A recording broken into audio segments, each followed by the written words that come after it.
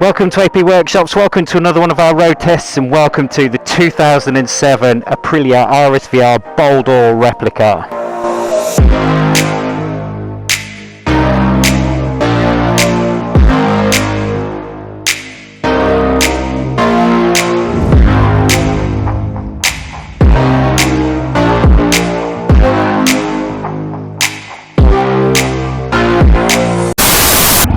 Right then, let's take this for a ride. So this is not the first Gen 2 we've ever ridden on these rides out that we've done.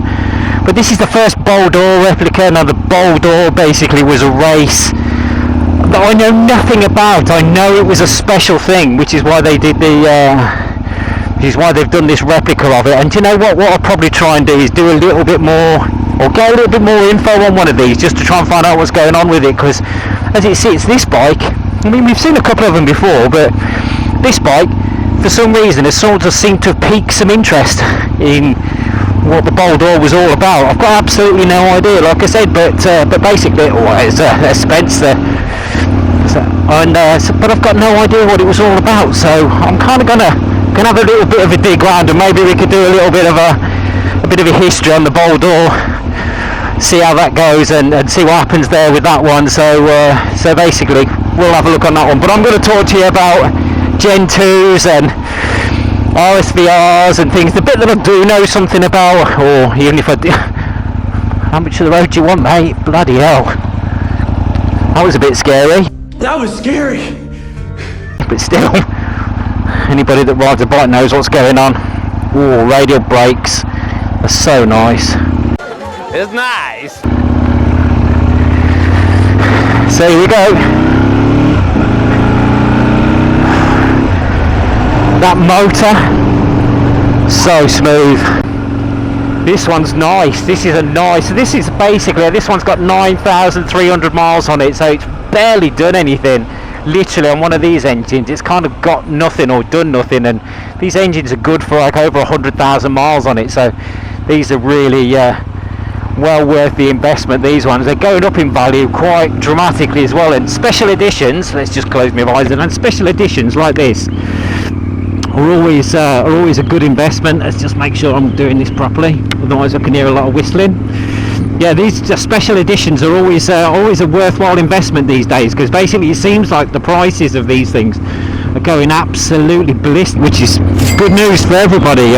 Good news for collectors, good news for people who've got these bikes, good news all round, I think, to be honest with you. So happy days on that one. But so this Bol'dor replica, 9,300. Oh god, you know what? That mid-range. We ride a lot of V4s and. These days we seem to be getting quite a lot more V4s through the door, but the V-twin thing, I just love the V-twin thing. It's just crazy. So we're going to do the road test route and just see how it goes, see what happens, and see how we feel about it, and see what goes on. This is a road test. We've bought this bike. This bike is for sale in the shop. We bought this bike as a sales bike. Yeah, I love it. That mid-range punch, the sort of stomp from nowhere that you could just pull it up, and basically that you have to wind a V4 up. You have to like wind it up and make it go. Not as like you would do with a 4-cylinder, but on a V-twin they kind of all the way from the bottom. They make you bloody lazy. They're such a good road bike. They actually make you lazy. And I'm starting to waffle on again now, so I'm sorry about this, but. We'll see how it goes, but here we go. Let's just see what's going on. You know when you see somebody in front of you, those bike riders, you know when you see somebody in front of you and you think, we could be on for a race here. we could have a bit of fun here. Somebody fancies himself. Just a quick check around just to make sure everything's sealed up nice and dry. Absolutely. Oh, Gen 2s. Gen 2 are just such a wicked feeler to this bike. Honestly.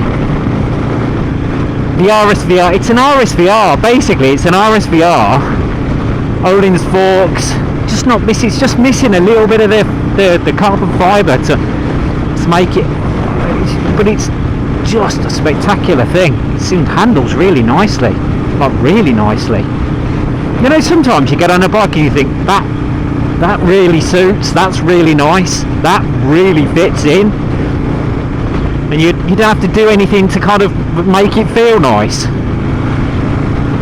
This is one of those bikes, just feels quite nice. Just feels like it fits in quite nicely. By the way, the race not on, not having it. Guys, seen sense. Yeah, that's good. I enjoyed that.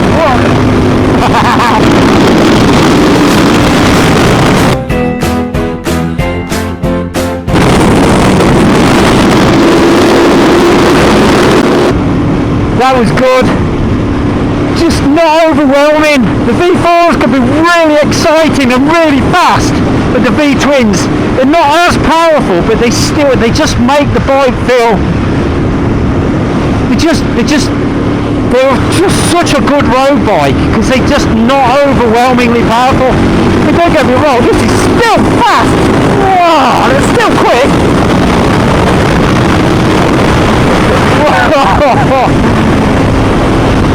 Just not overwhelmingly fast, which is so good. Something you can use and abuse if you wanted to, but just not overwhelmingly powerful, so you can use and abuse it. I think we need to bed these brakes in a bit better.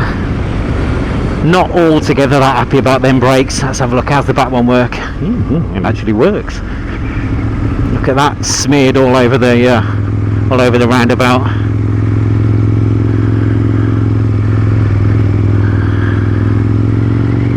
Here we go.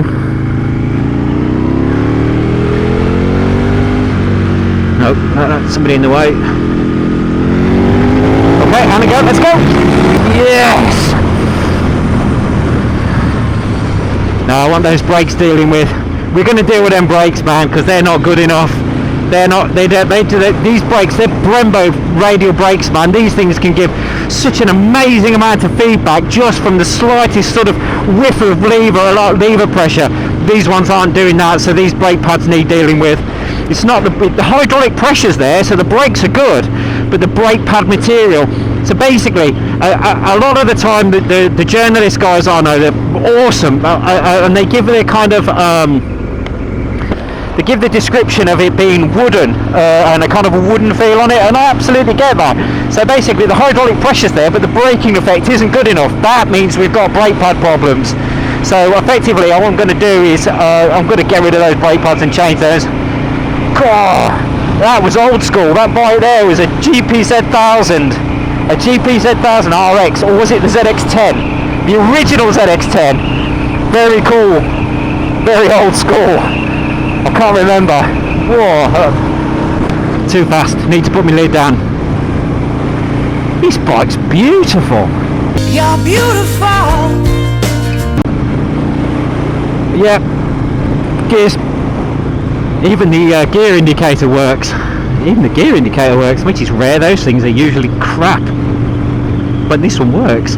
Happy days. So Gen 2. The slightly later model Gen 2.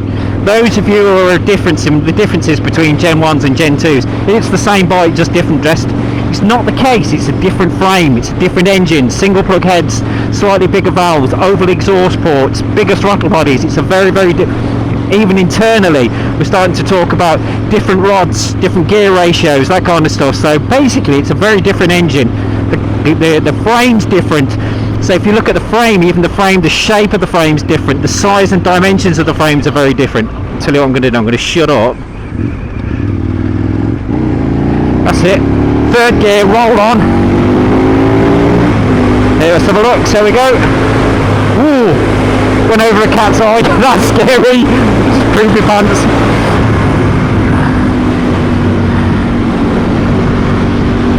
Oh, just poopy pants. That put me off a little bit. Won't lie. Don't care. That's good. That's good. It's just the way it picks up. There's no hesitation in this fueling or anything along those lines. The difference is I've gone through the differences. The one thing I just mentioned about, which I thought, do you know what, that's actually worth mentioning. No hesitation. So these V-twin engines, they're very, very sensitive to throttle body balance. They're very sensitive to setup. Now, a lot of people say, I've fully serviced the bike, and I'm kind of, have you? When you say fully serviced the bike, do you mean fully serviced, or have you just done the oils and filters and plugs? Yeah, I've done the oils. That isn't how you do a full service on one of these. One of the things that you've got to do for a full service on one of these is balance the throttle bodies. So I just said, in fact I'll shut that down because I can't see anything. It's smooth, it runs smooth right the way from the bottom. So from about 2,500 RPM, wide open throttle in third gear, and there's no hesitation or stuttering or kind of complaining or moaning from the bike. It means that effectively what it is the bike's fueling is balanced, or the throttle bodies are balanced. Now in the old days you'd get carburetors. Now the carburetors would basically be balanced using vacuum gauges. Unfortunately, in this instance, you don't use vacuum gauges, despite what people on the YouTube, despite what people, I've seen it. There's people out there balancing these throttle bodies using vacuum gauges. That's not how it's done. That you don't do it that way. You use a CO meter, and you plug into the exhaust.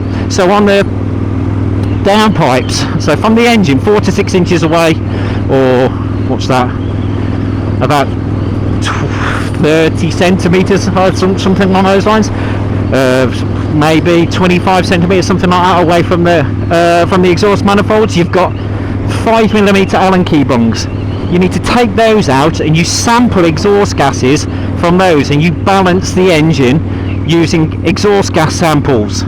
That way, once you actually balance the throttle body using the correct method and a CO meter and the tooling to do it properly, you can feel the difference. So you roll the throttle on and it doesn't hesitate. It actually just rolls and pulls through really cleanly.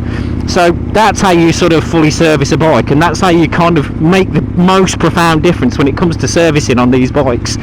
So a full service, in inverted commas, isn't necessarily always a full service, because there aren't many people that know how to do that properly, and there's a lot of people that tell you they know how to do it that don't know how to do it. So check them out. If you've got any questions, give us a call. It's no biggie. I don't mind at all. No problem at all.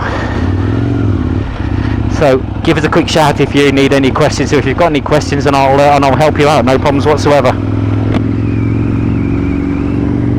So Gen 2 RSVR 2007 Bol'dor replica. This is for sale. Give us a shout at the workshop. If you speak to Ross or myself or Amber, we'll be able to help you out. We'll be able to give you a little bit of information on this, send you any pictures that you want. You can get in touch with us. sales@apworkshops.co.uk. Massive thank you to everybody for the really cool feedback that we're getting from the videos. I'm sorry they're not coming through as regular as they normally would do. Work is absolutely mental, so trying to keep up and trying not to let people down is proving to be tricky at this point in time. So I'm trying really hard to try and keep up with the films, and Amber's just kicked my ass around the workshop and told me to get out and do this film, which is absolutely right. But thank you so much for everything. Quick check of the website will give you any kind of technical information that hopefully you need. We've got a technical section on there. If you have a quick look at the top of the page, you can see that there. You can see what's going on there, and we can see if we can help you out on that one. But like I said, massive thank you to everybody. You can get in touch, sales@apworkshops.co.uk. You can give us a call at the workshop. You can check online, www.apworkshops.co.uk. You can check us out there if you want to, no problems. Give us a call. You can get in touch with us all manner. Like I said, social media, we're always there for you if we can do anything for you. A massive thank you to ARAI Helmets, RST Clothing, Motul Oils, whom without this we just could not do all of this. They have given us so much to be able to help us do this. A big thank you to those guys. For all of you guys that, like I said, they're giving us the positive feedback, thank you so much. I really appreciate it. Take care. We'll see you soon.